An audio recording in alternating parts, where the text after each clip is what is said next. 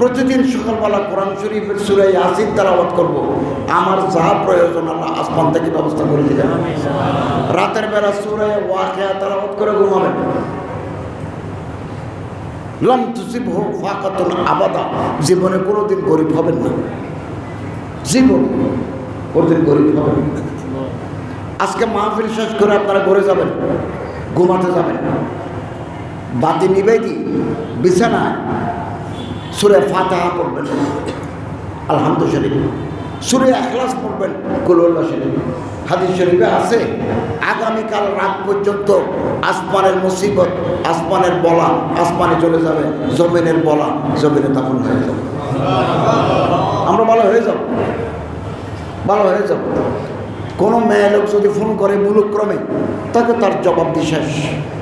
আগামীকাল ঘর থেকে বের হওয়ার সময় একটা দোয়া করে বের হবে সবসময়। আমি সবসময় দোয়া করি, সবসময়। আমার মুখে মুখে বলুন, বিসমিল্লাহি তাওয়াক্কালতু আলাল্লাহ লা হাওলা ওয়ালা কুওয়াতা ইল্লা বিল্লাহ।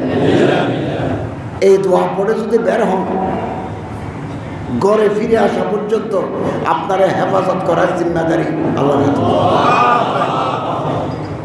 আল্লাহর হাতে। আপনার হেফাজতের জিম্মাদারি আল্লাহর হাতে।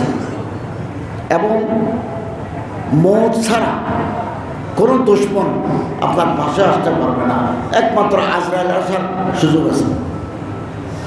সম্মানিত হাজরিন, এখানে যদি নেক আমল করি, গুনাহ থেকে বাঁচি থাকি, ফরায়েজ ওয়াজিবাত পালন করি, একটা জিকির সবসময় করবেন। আমার মুখে মুখে বলুন, সুবহানাল্লাহি ওয়া বিহামদিহি সুবহানাল্লাহিল আযীম। এটা বুখারী শরীফের হাদিস। সুবহানাল্লাহি ওয়া বিহামদিহি সুবহানাল্লাহিল আযীম। আল্লাহ রাসূল বলতেছেন, কথা বলতে এই জিকিরটা করতে কষ্ট নেই, ওজনে ভারী, আল্লাহর কাছে বেশি দাম।